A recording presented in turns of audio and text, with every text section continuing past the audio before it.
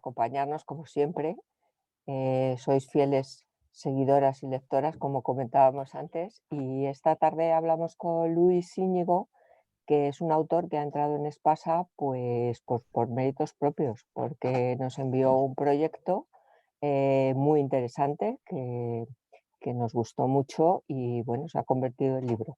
Y además está teniendo muy buena aceptación entre los lectores, que es La historia de los perdedores. Un recorrido que hace, bueno, pues como indica el subtítulo, desde los neandertales hasta la actualidad con la globalización. Entonces, bueno, pues he de deciros que es un autor magnífico en cuanto a escritura y conocimientos, por supuesto, si habéis leído el libro, que es estupendo, pero es que tiene una forma de escribir estupenda, o sea, como maravillosa. Como editores no hemos tenido prácticamente que hacerle ninguna sugerencia ni ninguna corrección importante, porque escribe fenomenal y bueno, todo se lo debemos a él, desde el contenido del libro absolutamente hasta la buena escritura. O sea, ha sido muy fácil editarlo y trabajar con él. Entonces, nada, pues yo hago esta presentación para que le conozcáis un poco. No es su primer libro, desde luego, pero bueno, yo quería reseñar que lo hemos publicado en Espasa porque el libro es fantástico y creemos que este sello pues merece este tipo de libros. Ya lo sabéis vosotras, que continuamente hablamos de otros títulos. Y nada, os dejo ya a vosotras que dirijáis el debate como queráis, y yo me quedo aquí escuchándoos tranquilamente, que me gusta mucho todo lo que preguntáis y lo que hacéis. ¿De acuerdo? Pues, pues gracias, Lola. Tienes razón, es un libro magnífico. Es un libro, por lo menos a mí, Luis, yo fue ver la portada y ya me llamó la atención la portada, la historia, esa gente viajando con los bultos a cuestas, inmigrantes. Yo te lo digo, me recordó porque yo soy hija de migrantes y mis padres tuvieron que emigrar también. En este caso fue a Francia, pero bueno, en aquella época yo creo que muchos. Es un libro que yo siempre digo, ¿dónde estabas? Escritores como tú cuando yo estudiaba historia, porque yo amaba la historia, amo la historia, me encanta la historia, pero no me hicieron, mis profesores no me hicieron amar la historia. Entonces, con libros como el tuyo, es con los que yo disfruto, pero muchísimo. Disfruto muchísimo por la manera que está escrito, porque está escrito de manera casi novelesca muchas veces. Quizás para que el lector le sea más fácil, más fácil. Para mí, por ejemplo, a mí hay un capítulo que me ha gustado mucho porque quizás me toca más de cerca, que es el de Carlos V. Yo soy extremeña y a ver el monasterio de Yuste he ido un montón de veces. He entrado dentro, he hecho fotos que no te dejan, pero yo las he hecho y yo digo, no me puedo ir de aquí sin hacer fotos.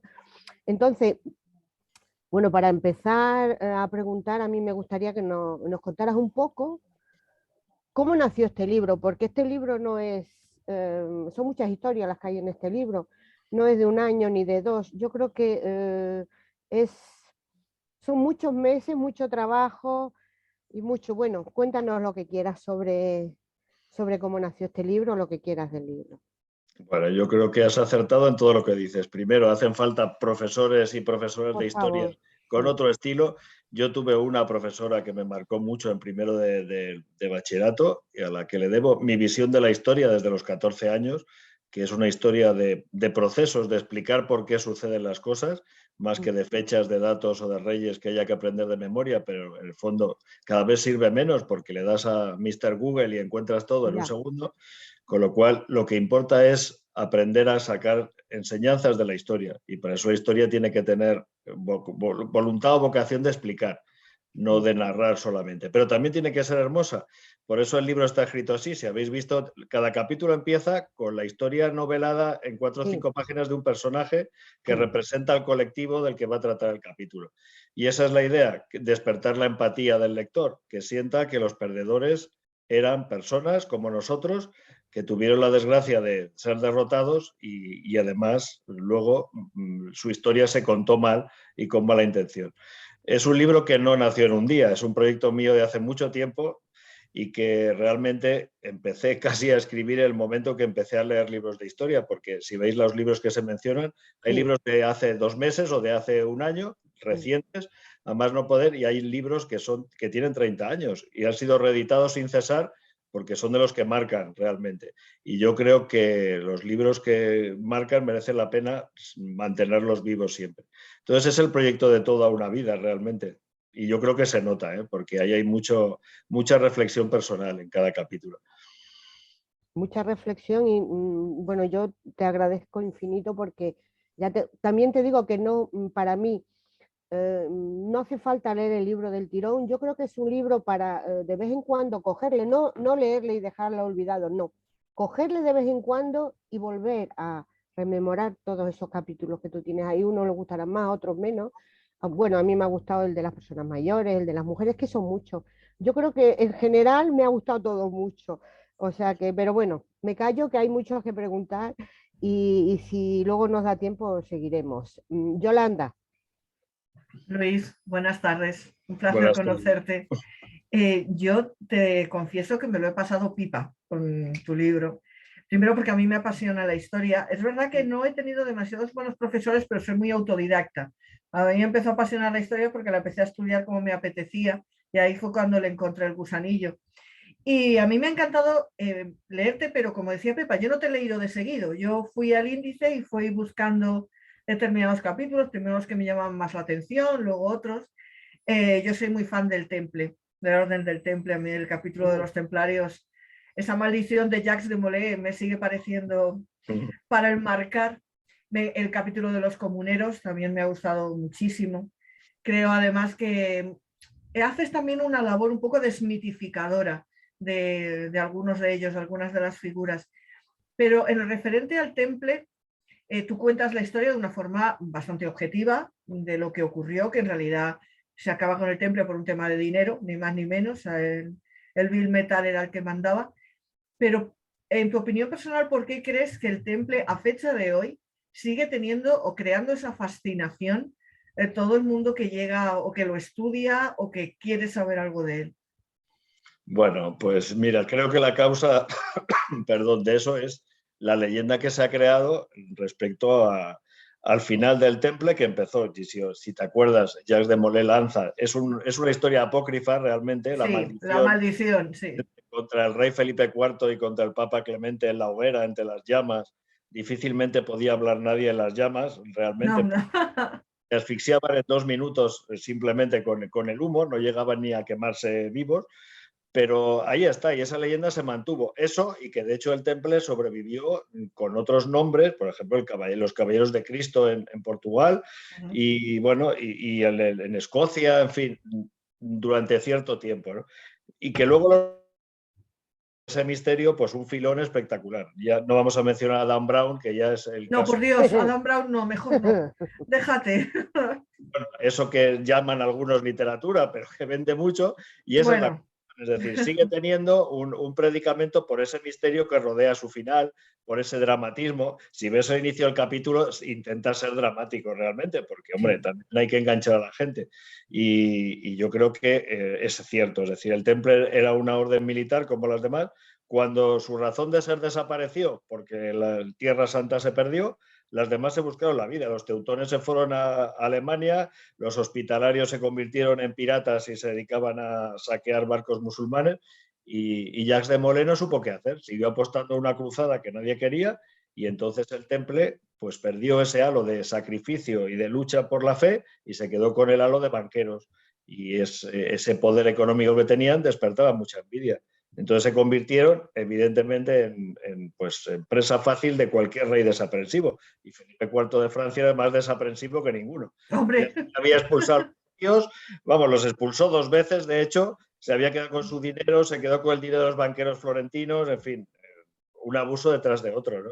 Entonces... Sí, de todas formas, como ellos también tienen esa parte de leyenda negra, entre comillas, que les crean, ese supuesto confidente que está en la cárcel y que se inventa una leyenda negra, a fecha de hoy yo creo que todavía hay muchos pseudohistoriadores, historiadores o escritores de medio pelo y sigo decir que no voy a nombrar a Dan Brown, que se creen más esa leyenda negra o esa parte oscura no corroborada de ninguna manera que la realidad. Que la realidad a lo mejor es que no les convence en exceso, ¿no? Pero no sé, quizá yo la sensación que tengo es que al temple se le sigue viendo más como una orden mística, misteriosa, llena de secretos que lo que era realmente. Desde luego, pero piensa que la manera de desacreditar a una persona o un colectivo en la Edad Media era esa. Acusados de herejes, de blasfemos, de sodomitas, etcétera, etcétera. Pero lo mismo a las brujas, lo mismo a los judíos, es decir, a todo el mundo se le acusa de lo mismo. Pues es como si hoy en día te llaman fascista, es decir, es como una palabra que ya exime de utilizar cualquier argumento. Con eso ya está todo dicho. Pues en la Edad Media te llamaban hereje y ya está. Y a la hoguera. No, pues de verdad felicitarte porque es un libro genial, además, como decías, para leerlo a poquitos o para repasarlo a poquitos. Creo que además enseñas la historia y lo cuentas muy bien. O sea, yo solo te puedo felicitar y desearte todo el éxito del mundo porque me ha encantado. Muchísimas gracias. Gemma. Buenas tardes. Luis, voy a repetir lo mismo que todas mis compañeras, me ha gustado y además lo he utilizado de excusa para que mi hijo, que por desgracia tiene profesores de historia que ni apasionan ni enamoran, pues estaba estudiando el medievo y así que aproveché y estuvimos hablando de las brujas y luego también además él les tenía un apartado que también aprovechamos para Juana de Arco. O sea que digamos que cogimos un poco tu libro, que creo que es estupendo para meterle el gusanillo y que un poco le guste, porque él solamente tiene fechas, lugares y nombres. Ahí se acaba la historia. Y claro, imagínate un niño de 15 años memorizando fechas, nombres, pues es que no se le queda nada. Pero bueno, con el tuyo sí que lo hemos conseguido, ¿eh? Le ha gustado muchísimo y mi hija, por ejemplo, disfrutó muchísimo, que se lo decía el otro día a una amiga, con el tema del Neandertal. Le gustó muchísimo lo del mongol en la cueva, que sufría grandes transformaciones por los dolores que había sufrido. Bueno, se emocionó. De todas formas, fíjate, tras leerlo, ¿no te da la sensación de que no solamente cuando se escriben todas estas hazañas nos olvidamos, siempre decimos que nos olvidamos o maltratamos a los perdedores, pero también a los que ganan? Porque tú cuando, por ejemplo, estudias historia, las batallas, tienes a los capitanes, a los generales, a los tenientes, pero no hay ningún soldado. No hay listas de soldados. Parece que es que van ellos a la batalla, que son ellos los que sudan, los hombres de corbata y chaqueta. ¿Dónde están esos soldados? Así que habría que también, ¿no?, mencionarles y hacerles como un monumento, pero con nombres, no con estatuas simplemente. ¿Qué te parece? Yo creo que también, ¿verdad? Somos egoístas y al vencedor se nos olvidan los peones. Bueno, en Madrid sí tenemos un monumento al soldado que es en la Plaza de Cascorro, que es un soldado realmente, y hay alguno más al soldado desconocido, que es casi la mejor manera de no rendir ningún homenaje, porque claro, con eso lo sumerges en el anonimato. Pero es verdad que, y es importante resaltarlo, entre los vencedores también hay perdedores, porque, por ejemplo, en una guerra hay quien gana, pero hay quien pierde, que es la inmensa mayoría y en los dos bandos. Es decir, los soldados, la carne de cañón siempre pierde, gane quien gane. Es el famoso poema atribuido a Bertolt Brecht, ¿no? Tú tienes, el general, tienes un tanque, pero necesita un conductor, ¿no? Es decir, que ya sabéis, va recordando que a fin de cuentas la base de cualquier avance de la humanidad, de cualquier triunfo, cualquier victoria, son siempre los humildes, que constituye la mayoría de la población a lo largo del tiempo y siempre ha sido así. Y ha sido sobre su esfuerzo que el progreso se ha asentado y gracias a ellos y gracias a ellas estamos aquí. Y entonces, por eso es de justicia reconocerlo, es un poco también la vocación del libro. Entender que todos nosotros somos un poquito perdedores, pero que es nuestra obligación conocer lo que los perdedores del pasado hicieron por nosotros. Y eso es la historia, pero hacerlo de manera que sea empático, es decir, que la gente se siente identificada. Lo bueno que tiene el libro es que al que no le guste un capítulo igual le gusta otro. Todo el mundo tiene un colectivo favorito en la historia. Y lo que decía Pepa de Carlos V, ¿no? Pues Carlos V está ahí y parece que choca mucho porque dice, ¿qué pinta un emperador que fue dueño del mundo en un libro como este? Pues era un gran perdedor porque él tenía un sueño cuando llegó al poder, un sueño que no consiguió en absoluto alcanzar. Y nos quedamos con el Carlos V triunfante de Tiziano en la batalla de Milberg Nadie se acuerda de Carlos V en la silla, en el monasterio de Yuste, que es la viva imagen de un hombre derrotado, ¿no? Y la silla es impresionante, ¿eh? Mm. La silla, yo hice fotografías, si la encuentro la pondré en redes para que la vean. Es, hombre, imagino yo que la habrán restaurado un poco, pero era su silla y su cama, es que allí se ve todo, o sea que impresiona mucho, la verdad. Bueno, sigue, que tú no te he dejado. No, sí. No sé si Gemma quiere decir algo más, pero vamos, que sí es verdad. Los perdedores están en todas partes. El último capítulo, el que habla de la globalización, precisamente insiste en eso. Los perdedores están a nuestro lado. Son nuestros primos, nuestras hermanas, nuestros amigos, los que se están quedando sin trabajo o ven cómo les baja el sueldo porque esos trabajos se trasladan a China o a la India, donde está habiendo ganadores. Por eso, pues es importante, la visión del libro en ese sentido no es maniquea. Es decir, no es que haya buenos y malos, y los buenos sean siempre los perdedores y los malos los ganadores. No, es que perdedores hay en todas partes, a veces inopinadamente, y es necesario conocerlos y conocer su visión de la historia para tener la historia completa, no solo una parte. Es una lástima que cuando escriben los libros de textos no os pregunten a vosotros o no cojan este tipo de libros y los metan dentro de lo que son las aulas, porque de verdad creo que aprenderían muchísimo más que no fechas, lugares y nombres, porque es que no se les queda absolutamente nada. Bueno, sabes vamos, que por lo menos a los míos, ¿eh? Yo hablo de los míos, a lo mejor otros sí, pero los míos incapaces. Clase de historia aburrida que veo, porque yo soy inspectoria, más claro, de historia, lógicamente, pues le leo la cartilla al profesor, o sea, eso está claro. Es decir, la historia tiene que servir para despertar el espíritu crítico, para hacer que pensemos y seamos verdaderos ciudadanos de un país democrático, y la historia de fechas, nombres, esa no sirve para nada. No. Es decir, para nada. Nada más que odio. Es decir, es como la lista de los Reyes Godos, pues muy bonito, pero... Te doy la razón. Muchísimas gracias por la lectura, ¿eh? Gracias. Lola, si en algún momento quieres intervenir, puedes hacerlo, ¿eh? Que a nosotros nos gusta, o sea que... Belén.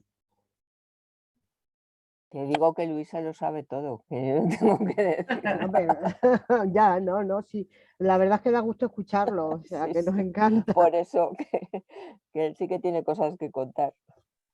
Hola, buenas tardes. Bueno, Yolanda me ha quitado mi capítulo favorito porque heredé de mi madre la pasión por el temple y bueno, hasta Dan Brown me he leído para disgusto de Yoli. Pero y creo que sí que de lo que ha dicho Gemma, bueno, yo no es que sea muy pro a yankee, vamos a decirlo así, pero creo que los americanos sí son sí rinden homenaje a sus soldados caídos, muchas veces con nombres y apellidos. En Corea creo que hay un monumento de los caídos de la batalla de la guerra de Corea. O sea, creo que a diferencia de muchos que nos avergonzamos o se avergüenzan de ciertas cosas, ellos, para bien o para mal, haciéndolo bien o mal, en ese sentido creo que son los reyes de recordar a sus soldados. A lo mejor me equivoco, pero a mí esa es la sensación que me da, ¿no? Bueno, a mí me ha gustado muchísimo el libro. Yo también he hecho, yo me he ido al final y me he ido buscando pues los capítulos que a mí más me podían gustar, ¿no? Y como Yolanda me ha quitado mi súper capítulo, yo quería, bueno, me pareció primero que publicando el 7 de enero vaya regalazo de Reyes, ¿vale? Un poquito tardío, pero es que es la bomba, vamos. Y mira, tenía aquí apuntado, a ver, yo soy una historiadora frustrada, ¿no? Yo soy de la generación, además creo que somos más o menos de la misma quinta, que cuando yo le dije a mi padre que quería estudiar historia para hacer arqueología, me dijo, ni de broma te vas a morir de hambre. Todavía me acuerdo, ¿eh? Todavía me acuerdo. ¿Qué hizo la niña? Estudió Derecho, como buena hija mayor obediente. Al tercer año dije, Dios, me he equivocado, pero claro, ya no te ibas a cambiar, ¿no? Entonces, pues como Yoli, me fui. ¿Tú crees que se puede llamar? Es que yo para esas cosas siempre he sido muy crítica. Historiador, alguien que se convierte en un publicista de quien ha ganado. Me da igual que sea de un lado o del otro. Yo soy una persona, por ejemplo, a mí no me gusta mucho leer sobre la guerra civil, porque al final siempre hay una inclinación sobre uno o sobre otro, y yo lo que quiero es coger la información de los dos lados en cualquier tema de este estilo y verlo, ¿no? Pero claro, al final el que te la cuenta, pues muchas veces se convierten, yo los llamo eso, en publicistas de quien ha ganado. Y entonces, claro, para mí dejan de ser historiadores porque se les olvida un poco ese otro lado, ¿no? Supongo que habrá dos vertientes siempre, ¿no? Entonces, bueno, me gustaría ¿qué opinas tú de eso? Pues que tienes toda la razón. Es decir, un historiador es un intelectual y por tanto tiene que ser comprometido, como siempre se ha dicho, pero no con una ideología ni con un partido. Tiene que estar comprometido consigo mismo. Es decir, ser honesto y riguroso en el tratamiento de las fuentes y no obviar aquellas que no dicen lo que él ha decidido que tienen que decir. Eso es una tarea difícil. Como decía yo siempre a los alumnos, los musulmanes cuando entran a la mezquita dejan las babuchas o el calzado que lleven fuera y se lavan los pies. Así tenemos que hacer nosotros cuando escribimos un libro, dejar la ideología fuera y escribir desde la honestidad. Reconocer que tenemos ideología, porque todos la tenemos, pero intentar que esa ideología no distorsione nuestra visión del pasado. Y lo que dices, los publicistas los hay de los dos lados, pero lo gracioso del tema es que a veces los publicistas de los derrotados se convierten en vencedores, que es lo que está sucediendo ahora. Es decir, hubo una época en que la visión de la guerra civil o de la república era equilibrada, en los años 80, por ejemplo, donde realmente los libros que se publicaban eran bastante equilibrados. Ahora lo que estamos es otra vez en una guerra de extremos donde todos cuentan una verdad interesada. Y realmente, por desgracia, eso vende mucho, cuando realmente el relato riguroso es el único que se debe permitir un historiador. Riguroso, pero no por ello aburrido, es decir, se tiene que enseñar deleitando, ¿no? Como decían los antiguos. Sí. Y bueno, luego darte las gracias porque me has abierto los ojos, porque yo cuando pensaba en perdedores siempre me he ido pues a un conflicto bélico. Me da igual, una batalla, terrorismo, como lo quieras enfocar. Pero claro, a mí nunca se me ocurrió pensar en perdedores, pues por ejemplo, pues en lo que decía antes Gemma, en los neandertales. Pues yo no los veía como perdedores. O en Carlos V, incluso ni en el Temple. O sea, porque yo no los veía como perdedores, simplemente, bueno, un momento, les pasó lo que fuera y ya está. Y claro, esto dices, anda, mira, no, es que hay otro tipo de perdedores de los que nosotros muchas veces pues no nos acordamos. Lo de los neandertales me ha dejado fuera de juego, ¿eh? Yo lo reconozco. Bueno, es que eso para nada, nunca jamás lo hubiera apuntado. Muchas gracias. Yo sí tuve buenos profesores de historia y los recuerdo además con mucho cariño. La mayoría ya no están, pero sí que los tuve. O sea que, de hecho, mi clase, por ejemplo, en primero de Derecho, una de mis asignaturas favoritas fue Historia del Derecho, que la daba muy, muy, muy bien el profesor. O sea que muchísimas gracias por este libro tan estupendo que se puede repasar una y otra vez, apto para cualquier edad, como dice Gemma, más o menos, y para hacernos ver cositas que, bueno, pues que se nos habían pasado totalmente. O sea que, no sé, además es que es súper ameno, me ha sorprendido mucho, la verdad. Y eso que la portada a mí me llevaba a error. No digo que no sea buena, pero a mí me llevaba a error. Creía que era otro tipo de libro. Y me ha sorprendido, pero 100. Muchísimas gracias, me ha gustado mucho. Muchas gracias a ti, Belén. Pues antes de seguir vamos a hacernos lo que llamamos una foto de grupo con el libro, que si tienes ahí el libro, es una captura de pantalla que hago y luego la pongo en redes. Eso es, muy bien. Entonces, a ver. Una.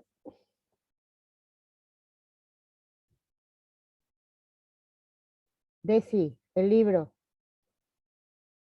Vale. No tiene el libro.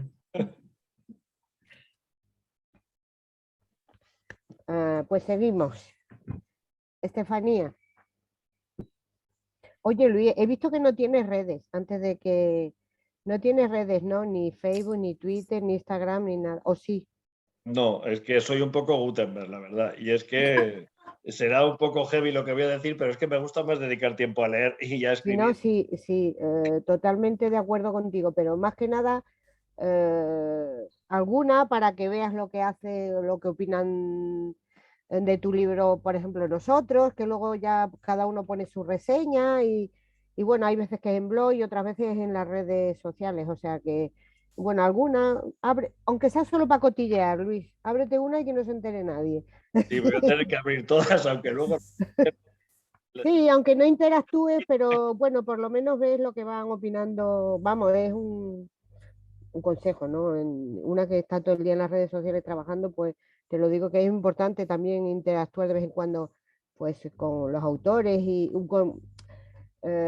nosotros con los autores nos encanta, por ejemplo, aunque solo te veamos de vez en cuando, pero bueno, también para saber lo que opinan, ¿no? Y yo creo que este libro no tiene nada malo, al revés. Yo le guardo, no es verdad, yo le guardo, es que yo recuerdo estos libros que yo estoy descubriendo ahora, pues lo mismo Lola lo sabe, que hemos tenido otros anteriores, biografías, que yo no he leído biografías prácticamente hasta ahora, pues que antes me parecían de lo más aburrida, pero es que no, es que este libro es, bueno, sigo, porque sí, es que me ha gustado mucho, o sea que no puedo decir otra cosa. Estefanía. Buenas tardes, Luis. Hola, buenas tardes. Bueno, a mí la verdad que me ha resultado una lectura súper interesante, porque bueno, yo creo que nos ha sorprendido la lectura a todos. Se nota en los capítulos cómo te gusta escribir y cómo te gusta tu trabajo, porque eso se nota. Yo no sabría con cuál quedarme, porque la verdad que todos me han resultado súper interesantes, independientemente de que leas el primero, el quinto y el último, el primero, da igual. ¿Qué capítulo te ha resultado más difícil escribir? Pues no lo sé, quizá el último porque requería más conocimientos económicos y he tenido que leer más para escribir ese capítulo, leer de nuevo totalmente, porque era algo que claro, ahí no podía tirar de lecturas antiguas porque la globalización es un fenómeno reciente en esta versión, no la globalización del siglo XV, que es la primera, digamos, pero sí en la versión actual y claro, requería manejar tecnicismos económicos con cierta propiedad y todo eso no se puede improvisar, es decir, hay que leer y ahí me tiré, vamos, los últimos meses anteriores prácticamente leyendo sobre eso. Pero he quedado bastante contento de cómo me ha salido porque he intentado equilibrar lo técnico con lo humano y además pues dar un poco la versión, pues volvemos a la empatía, ¿no? De cómo afecta a las personas, procesos que son fundamentales, que son económicos, que son globales, pero que tienen impacto en todos y cada uno de nosotros, ¿no? Y el traer, por ejemplo, ahí a colación Detroit, cómo es una ciudad vacía, abandonada, que uno se imagina casi un pueblo del oeste con el matojo rodando por ahí con el aire, ¿no? Pues era todo un guiño para que entendamos lo que supone esto, ¿no? Cómo unos ganan mucho y otros pierden todo, ¿no? Pues la verdad que es súper interesante el libro, ¿eh? Enhorabuena. Y por favor, échale la bronca a los profes de instituto que aprendan a enseñar a los niños. Ya lo hago, ya, no te preocupes. Enhorabuena, Luis. Gracias. Hemos sido, Luis, las mujeres, unas de las grandes perdedoras de la historia. Sí, parece que es subirse ahora a lo que es una batalla fácil, ahora que se está ganando o casi, pero es cierto. Es decir, ningún historiador puede negar que eso es así. Es decir, desde un momento en el Paleolítico en que hay una igualdad a todos los niveles, no hay ninguna prueba que nos demuestre que había patriarcado en el Paleolítico, pero a partir del Neolítico, cuando la guerra empieza a ser un fenómeno frecuente, es evidente que la mujer empieza a perder peso de la sociedad y acaba sometida al varón en la sociedad occidental, y es así en todo el planeta realmente. Sociedades matriarcales casi no han existido en ningún momento.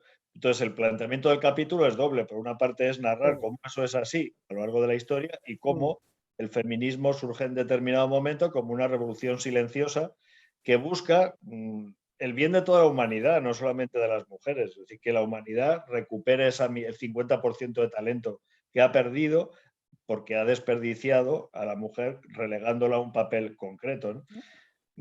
Entonces, bueno, pues el libro ahí acaba con ciertas frases un poco críticas con el feminismo actual, que a mí no me acaba de convencer mucho, pero todo es opinable, ¿no? Pero la verdad es la verdad, es decir, el sometimiento de la mujer a lo largo de la historia es evidente. Todas las mujeres se han nombrado siempre en relación con un varón, eran hermanas, hijas, esposas de alguien. Y las grandes individualidades que han existido, que se recorren en el capítulo, tenían que ser 10 veces más listas que los hombres para poder figurar en los papeles de la historia, ¿no?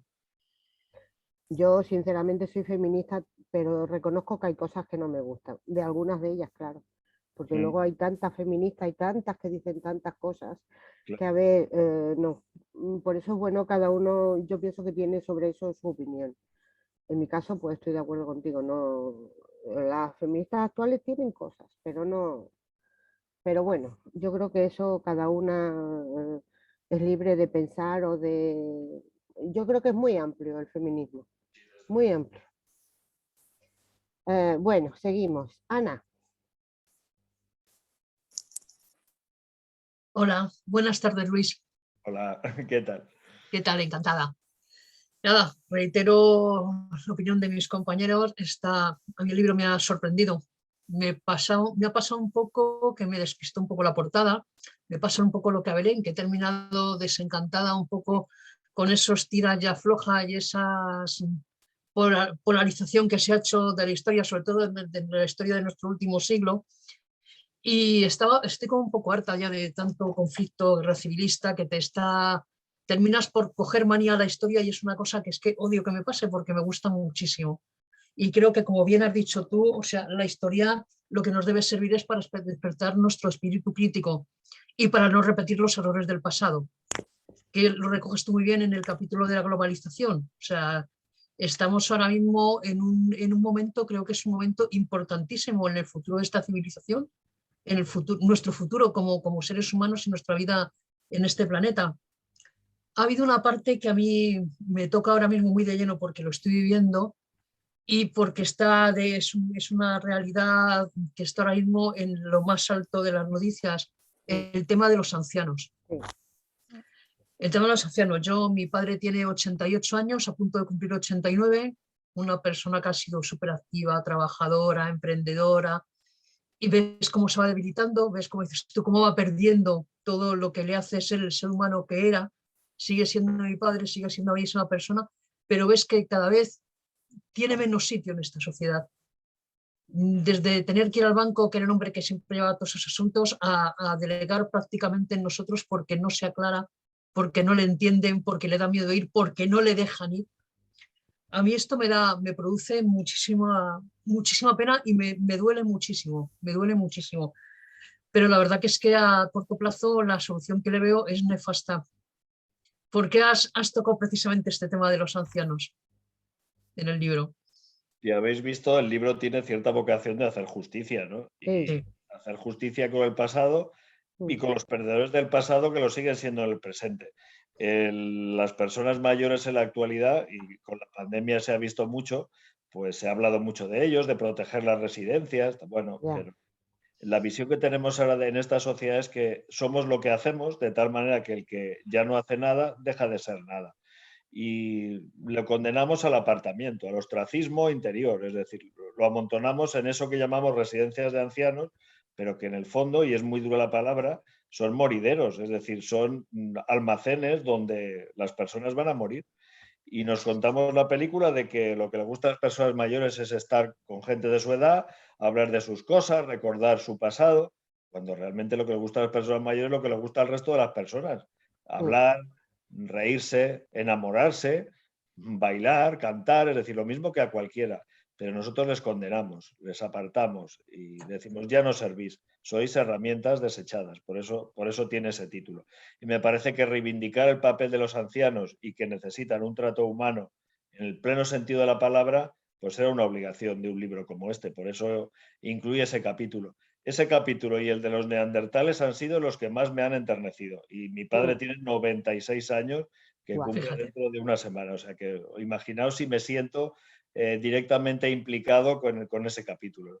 Pero fíjate, además me ha venido a la memoria, ayer precisamente hablaba con una compañera del grupo, con Estefanía, hablábamos que precisamente la edad ahora mismo en que se supone que las personas dejamos ya de servir a esta sociedad, empezamos a ser ancianas, cada vez es más bajo. Es decir, ahora una persona que se queda en el paro, en desempleo con 55, 56 años, se ve abocada a una jubilación forzosa y ni siquiera remunerada. Se queda, aparte de ser un medio de subsistir, se queda relegado al olvido, a la inacción, Y pasa lo mismo con las personas que ahora mismo tienen una cierta carencia o bien de medios o bien de conocimientos para moverse en el mundo informático. En este momento en que todo o prácticamente ya casi todo lo tenemos que hacer a través de un ordenador. Sí, y es que el despilfarro de talento que eso supone, no se lo puede permitir esa sociedad. Es decir, es lo mismo que decíamos de las mujeres. Llevamos miles de años desperdiciando el talento de las mujeres y ahora estamos desperdiciando también el talento de los ancianos. Cuando una persona entre los 50 y los 60 años está en plenitud intelectual y aúna la sabiduría con la experiencia y todavía puede aprender cosas nuevas y lo desechamos, y no digamos ya una persona de 70. Es decir, no tiene ningún sentido plantearnos la vida así. La juventud no es un valor en sí mismo, la juventud es una etapa de la vida que tiene sus ventajas y sus inconvenientes, pero no hay que magnificarla por encima de todo, pero es coherente con la visión hedonista que tiene esta sociedad. Solamente nos interesa aquello que produce placer, y esos son los valores de la juventud, el ímpetu, el cambio, la belleza, el placer, el disfrute, no se asocia con la edad madura, ¿no? Y es una pena, estamos perdiendo el norte completamente, en mi opinión. Totalmente. Pues Luis, muchísimas gracias de verdad por dar voz a los perdedores, por permitirnos que los conozcamos, que los incluyamos en nuestras reflexiones de todos los días y que esto nos ayude a ser un poquito mejores, un poquito más solidarios y un poquito mejores personas. Muchísimas gracias, Luis, por tu libro. Muchas gracias. María José. Hola Luis, justo iba a pedirte paso, Tepa, porque yo te iba a preguntar, Luis, si los próximos perdedores van a ser los jóvenes, porque, y esto te lo pregunto también porque por tu faceta de docente, inspector, etcétera. A mí me preocupa muchísimo, yo tengo 2 hijas de 17 y 15 años y me preocupa sobremanera el bajísimo nivel de conocimientos de todo, excepto de movidas de utilizar informática y darse de alta en cosas para dar sus datos, etcétera, etcétera, los escasísimos conocimientos que tienen de qué va la vida, la historia, los valores, que acabas de decirlo. Entonces, no sé, me gustaría saber tu opinión si van a ser los próximos perdedores. Yo a veces digo, vamos, lo suelo decir mucho porque bueno, mi otra faceta es la educación y suelo dar conferencias y charlas y bueno, porque yo me considero profesor de pies a cabeza, pero también soy inspector, ¿no? Entonces, pues tengo que cubrir las dos facetas. A mí me preocupa mucho el camino que está llevando la educación porque estamos pasando de un concepto de la educación en que el conocimiento en sí mismo, aunque no se supiera muy bien cuándo iba a ser necesario, era un valor y eso enriquecía al ser humano. Enriquecía al ser humano en sentido pleno de la palabra, porque nos hacía ser capaces de disfrutar de la cultura en todas sus dimensiones, de la escultura, de la pintura, del cine, de la literatura. Y ahora estamos construyendo un currículo que responde al mismo patrón que el modelo, lo que se llama just in time en la industria automovilística. Es decir, yo fabrico un coche cuando lo necesito, no los tengo amontonados. Pues lo mismo ocurre con el currículo de ahora. Es decir, estamos basándonos exclusivamente en competencias de tal manera que sean cosas que necesitemos para resolver problemas concretos. Pero eso nos va a convertir en herramientas o nos va a convertir en tuercas que entremos en tornillos, pero no nos va a deshumanizar, es decir, nos va a hacer más pobres como personas. Sin duda alguna es lo que le interesa al mundo de la gran empresa, pero ¿nos interesa como personas? Yo creo que no. Yo creo que la formación de las futuras generaciones tiene que tener una sólida base humanística, porque esa es realmente el único conocimiento que nos hace más libres y que nos permite sostener esto que llamamos democracia, pero que todavía tenemos que construir, porque es mucho más que votar cada 4 años. Y eso solo da la historia, eso solo da la humanidad. Con todo el respeto para el resto de los conocimientos, que son respetables también, claro. Así que estoy completamente de acuerdo contigo. Vale, pues no me has tranquilizado nada, no me has tranquilizado nada. Yo decía, a lo mejor me dice algo que me haga soñar, pero no, me imaginaba que iba por ahí. Pues te quería comentar también, a mí el capítulo que más me ha gustado es el último, porque yo soy empleada de banca, viví la crisis del 2008 y pero es el capítulo, fíjate, o sea, mira que hay casos sangrantes, pero es el que más me ha indignado. Yo no sabía lo de Apple. Sí. Con los impuestos de Irlanda, que Irlanda se los perdonó, o sea, es que eso me dejó absolutamente muerta. Sí. Y eso demuestra además quién tiene el poder en el mundo en realidad, por detrás y por encima de los gobiernos, ¿no? y cómo la globalización está provocando esos efectos. Es decir, hay empresas que se están convirtiendo en verdaderos estados sin bandera, que tienen capacidad para imponerse sobre los poderes democráticos elegidos por la ciudadanía en todo el planeta, ¿no? Y debemos ser conscientes de eso. La banca es uno de los sectores más afectados, sobre todo los empleos más automatizables. Sabéis que hay un señor mayor por ahí recogiendo firmas, también enlazándolo con el tema de los ancianos, ya lleva casi 500.000 o algo así, para que tengamos una atención personal.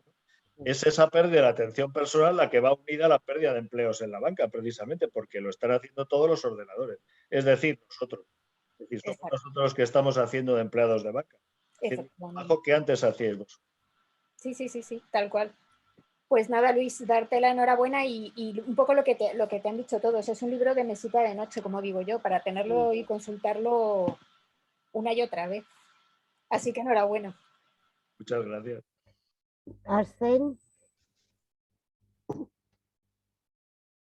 Aquí. Ahora. Hola, encantada, Luis. Bueno, pues es lo que decía Vela, es un libro de noche. A mí me ha encantado porque son historias que las empiezas y se terminan, entonces puedes coger cualquier historia en cualquier momento. Me ha gustado, me ha sorprendido muchísimo, porque sí que es cierto que el título puede llevar a engaño. Y una de las historias que me ha gustado, que a mí me llama muchísimo siempre la atención, es cuando se habla de brujas. Yo no sabía, por ejemplo, que a Juana de Arco la habían quemado 2 veces. Sabía que la habían quemado y que la habían tirado al Sena y todo eso, pero no que la habían quemado 2 veces. Una de las cosas que más me gusta de tu libro, ¿sabes qué es? Porque yo empecé a leer, ¿no? Y bueno, precisamente en el capítulo este de las brujas, yo me puse a leer y yo decía, yo iba criticándote algunas cosas, ¿vale? Porque como siempre vas, de hecho dices que es desde una perspectiva que no te pones en el bando de nadie, yo decía, ¿cómo puede decir esto si está hablando, me estabas hablando en ese momento de diosas, de mítico, o sea, de cosas míticas? Y yo decía, a ver, no me cuadra. Pero ¿sabes lo que más me ha gustado? Que cuando terminas de leer el capítulo, lo has aclarado todo. Claro. Entonces, y otra cosa que me tienes muy enfadada. Uy, a ver. Porque me vas a dar y me estás dando mucho trabajo. Y es que pones cantidad de libros que yo no sé cuándo voy a tener tiempo para poder leer todo lo que pones. O sea, es increíble cantidad de libros que mencionas en todas las historias. ¿Te los has leído todos? Ya os he dicho que era un trabajo de 30 años. Es decir, que aquí hay libros que me leí hace 30 años, literalmente, que ahora he vuelto a leer, y además me río mucho porque veo lo que apunté. Yo soy un criminal de los que apunta en los márgenes de los libros, con lápiz, subraya. Y ahora leo hace 30 años y digo, madre mía, qué cosas decía yo en esa época, ¿no? Y lo cual es un ejercicio también muy divertido, ¿no? De buceo en mi propio pasado, ¿no? Pues sí, me he leído todos, evidentemente. Y lo que es verdad que no me he leído todos en el último año, lógicamente. Es decir, hombre, sí, imagino. en los del último capítulo, pero no todos los claro. No, es que materialmente no creo que tuvieses tiempo, ¿eh?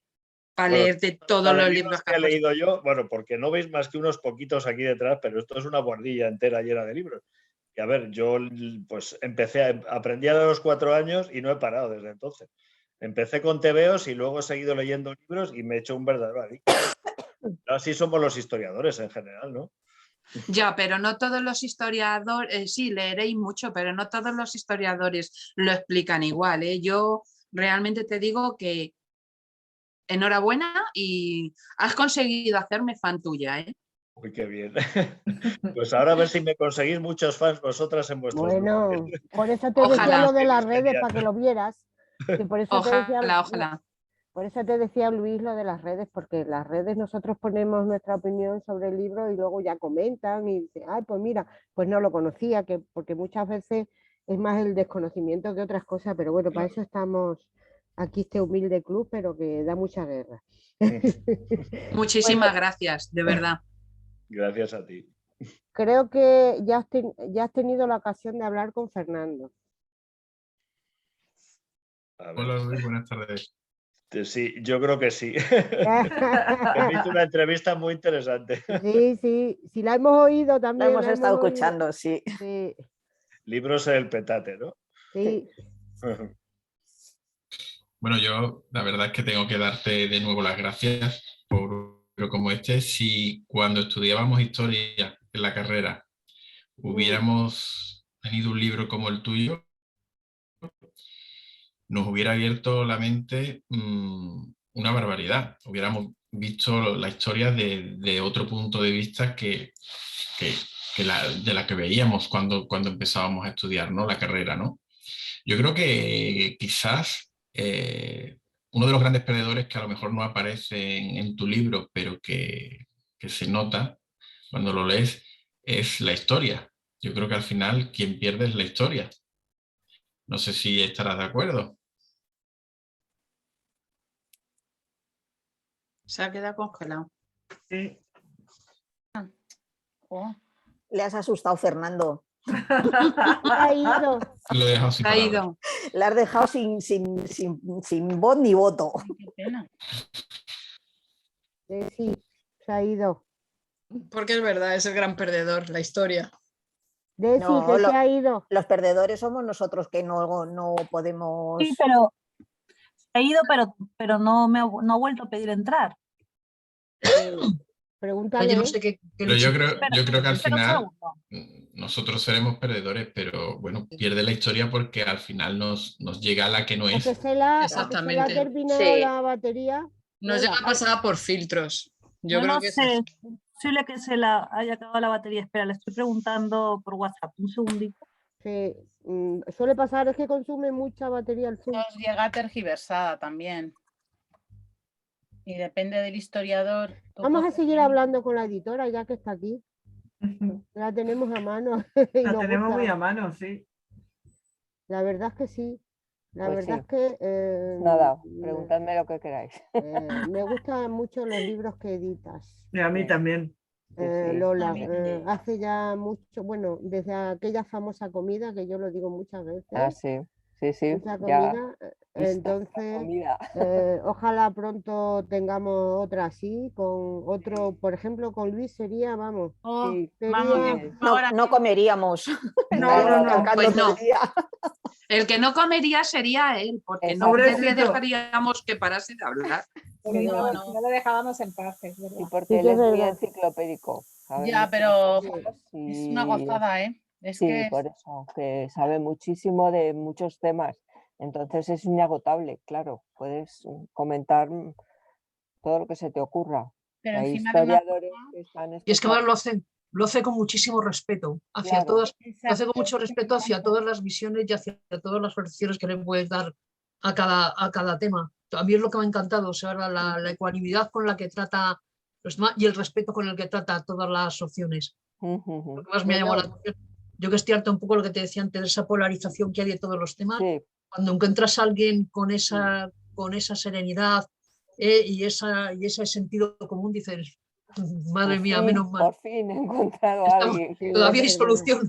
Todavía hay solución. Alguien que tiene equilibrio histórico, para mí. O sea, no se inclina, sino que tiene un equilibrio histórico y así te lo transmite, ¿no? Y para mí eso es muy importante. Teóricamente esa es la función, ¿no?, del historiador.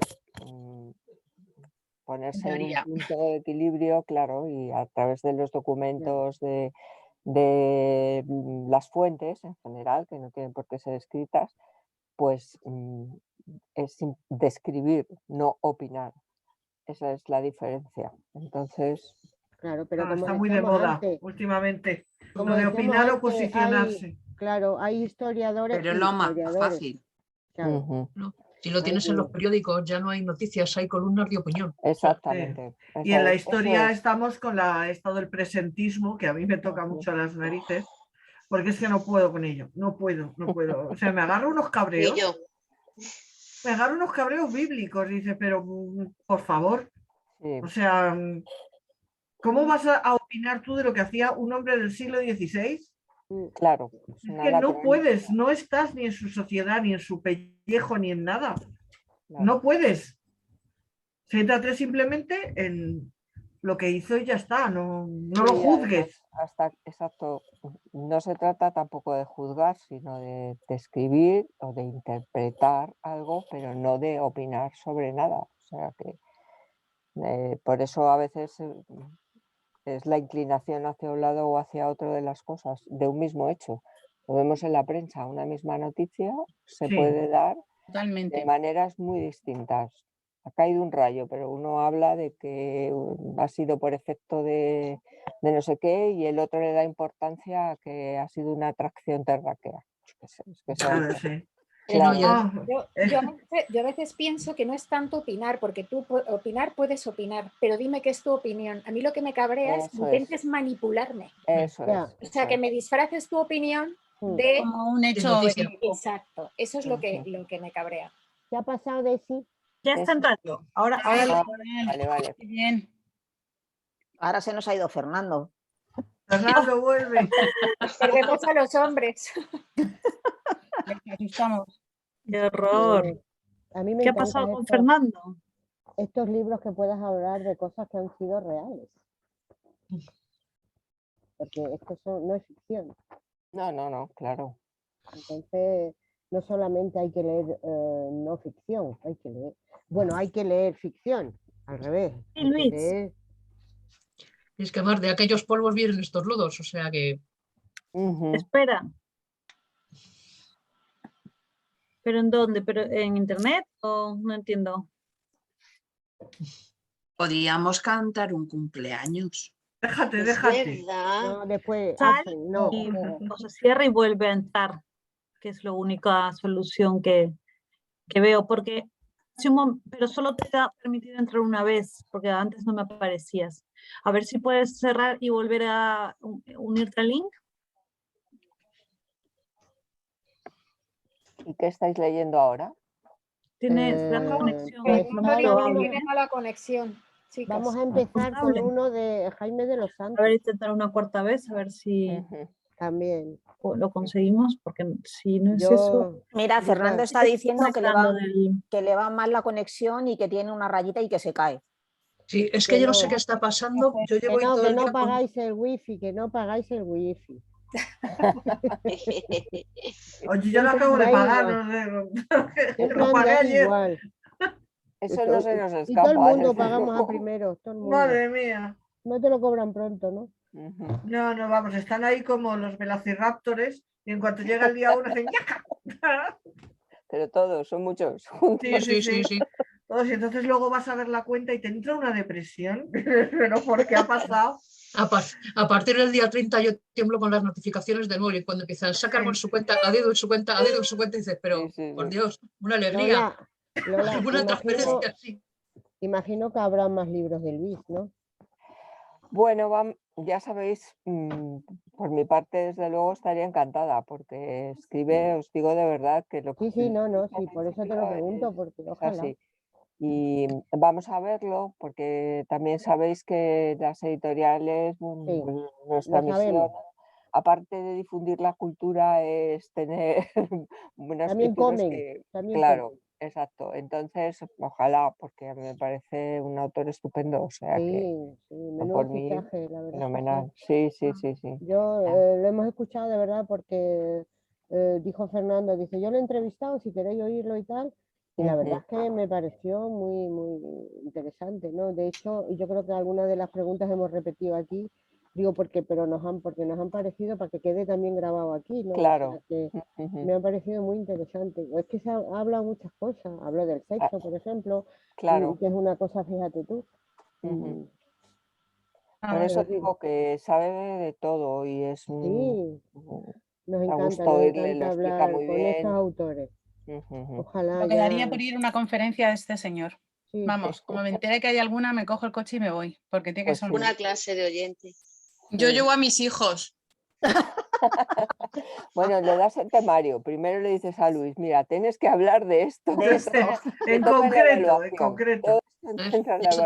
Yo es otra recomendación que tengo porque mi sobrina da clases de historia en un instituto, está como contratada, no es titular de plaza, y muchas veces lo hablamos cuando voy pillando alguno de estos libros que tenemos la suerte de que nos llegan de vez en cuando. se los voy pasando, se los voy recomendando. Y me decía, la verdad que ella está muy entregada y tiene chavales que además que todos vienen de unas situaciones familiares desestructuradas, muy malas y tal. Y me decía, dice, cuando consigues que se interesen por algo, y más, por ejemplo, por determinados hechos históricos, dice, no te puedes imaginar, dice, la alegría con la que llevo a casa. Sí, desde luego, qué satisfacción, sí, sí. Decía, o sea, que se puedan emocionar e ilusionar por algo que no sea un juego, un móvil, o que les incluso les ayude un poquillo a llevar mejor o tragar o entender por qué les pasa lo que les pasa. Dice, de verdad que es una satisfacción. Y le voy pasando la verdad libros y vamos comentando. Me decía que está haciendo una buena biblioteca para recomendar a sus chavales. Pues sí, por ejemplo, este libro está muy bien para apoyo cuando estudian algo, pues es muy ameno porque puedes apoyarlo con historia desde este punto de vista, y como Luis lo hace súper ameno, claro. Claro, puedes leerlo como apoyo a algo que estás intentando explicar y, como decía Gemma, que a veces es que son una lista de fechas, lugares y que es imposible memorizar. Bueno, igual lo memorizan para el día del examen, pero luego ya luego se te olvida. Es que se olvida. Yo es lo que le decía a mi hijo, la historia es ver lo que han hecho, la causa y el efecto e intentar no hacerlo. ¿Qué me importa a mí si fue en 1918 si no me quedo con la esencia de la humanidad? De lo que hice. Es que memorizar no es aprender. No, claro, es aprobar para pasar, para seguir avanzando. Eso no es educar. Exacto.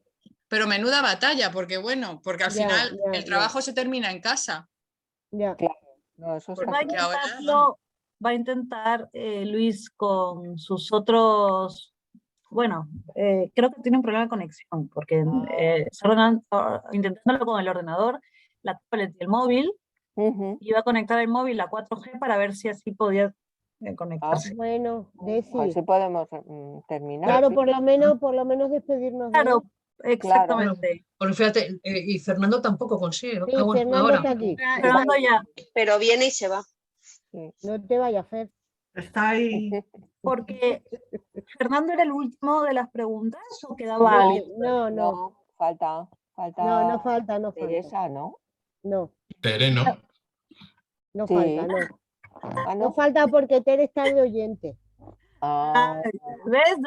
Y la han señalado con el dedo a la pobre. Sí, ahí. Tere está de oyente porque le pareció un libro muy interesante y ha querido...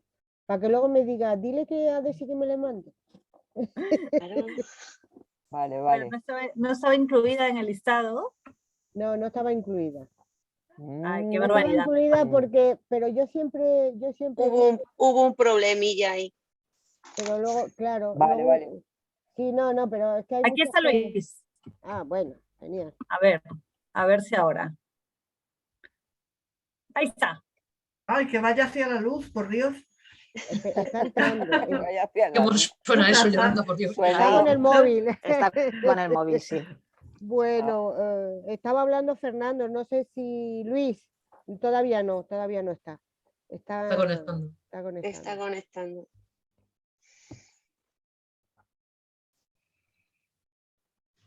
Ay.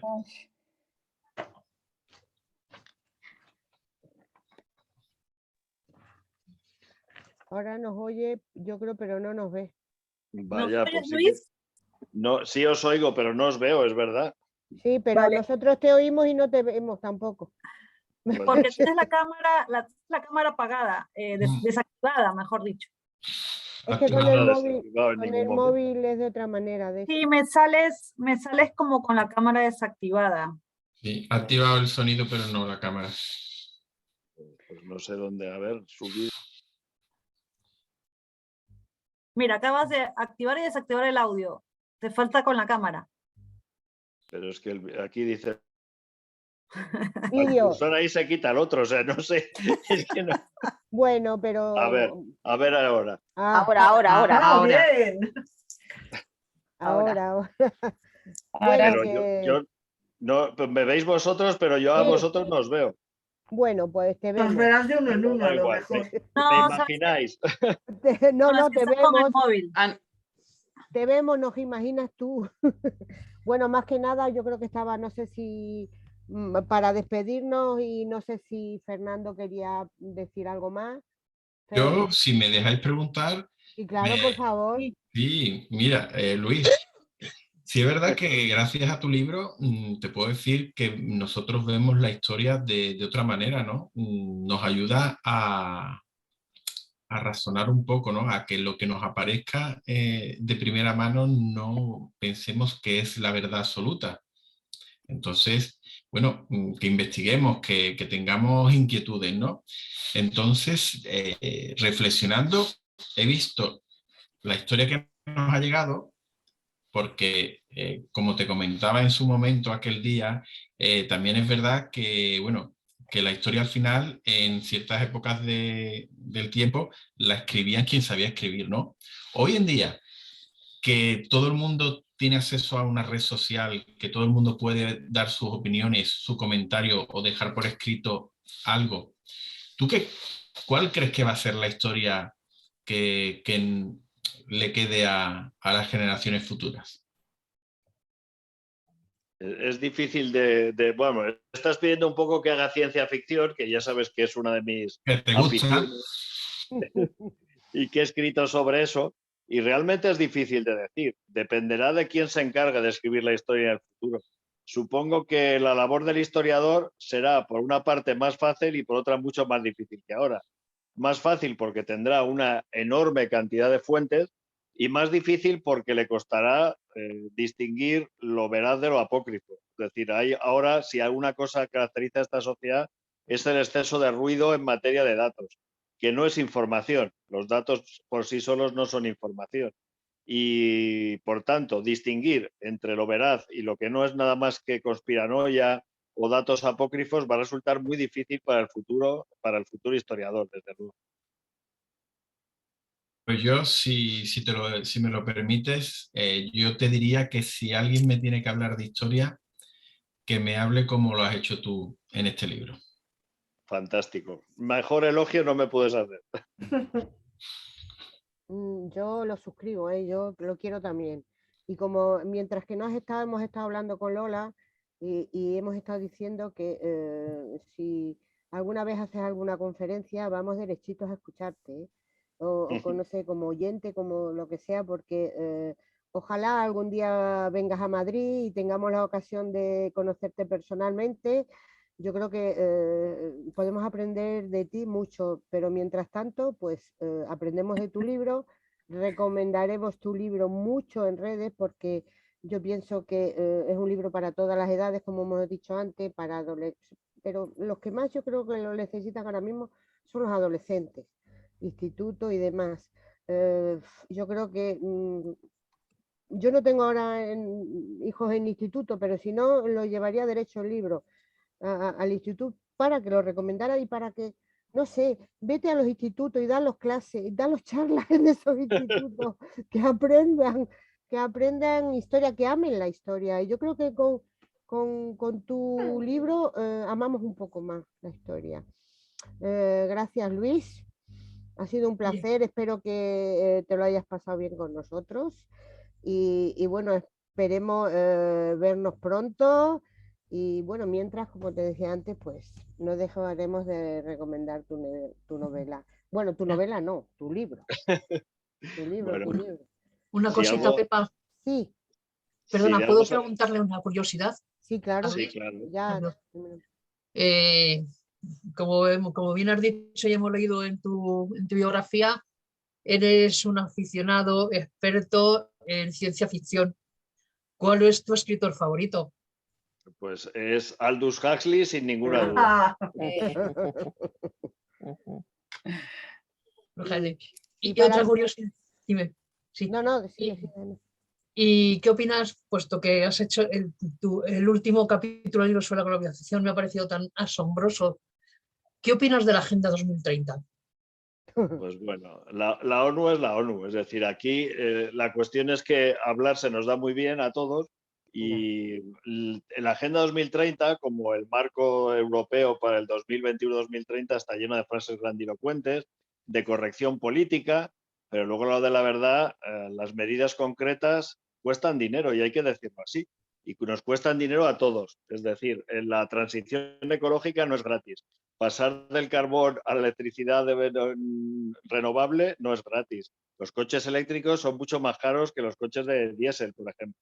Y todo eso los políticos lo tienen que decir con claridad al ciudadano, para que el ciudadano asuma conscientemente ese compromiso. Por favor, que no nos engañen, es decir, que nos traten como ciudadanos y ciudadanas de un país democrático, no como niños pequeños. Bravo. Gracias, muchas gracias. ¿Tendremos, Luis, más historias de perdedores, de vencedores o de cualquier otra cosa que tú escribas, que lo vamos a leer, pero ya? Muchísimas gracias. Y ha sido un verdadero placer. Si os habéis dado cuenta, hablar no es precisamente algo que me disguste mucho. No, ni a nosotros tampoco, ¿eh? Porque no estamos frente a frente, si no, no hubiéramos quedado contigo hasta la cena, ya te lo digo yo. Sí. Desde luego. Y yo también. Pues ha sido un placer, Luis. Ojalá vengas a Madrid algún día, que ya nos avisará Lola o Desi. Lola, ha sido un placer también. Me encanta cómo eres centrista. Vive en Madrid, lo que pasa es que vive no en Madrid Centro. Perdona, es igual, pero voy corriendo. No tardo nada. No vive. No tardo nada. Y es más, si hasta el verano que me voy al pueblo, si hace falta, vengo. Puede venir a tomar un café un día. Claro, Cuando queráis. Pues nada, encantadas. Lo que pasa es que tiene una agenda muy ocupada. Ahora sí. Bueno, pero oye, la feria va a ser en junio, ¿no? Sí, sí, supone. Se supone, pues nada. Pues para la feria le cazamos, vamos, claro que sí. En la feria eres nuestro. En la feria le cazamos. Completamente. En la feria siempre que haga falta. Muy bien. Sí, pues nada, ya nos avisará Desi y ya quedaremos, iremos a verte. Y ha sido un placer enorme, un abrazo enorme. Gracias. Y hasta pronto. Muchas gracias. Gracias. Gracias, Luis. Sí, adiós, Lola. Un abrazo. Chao. Chao.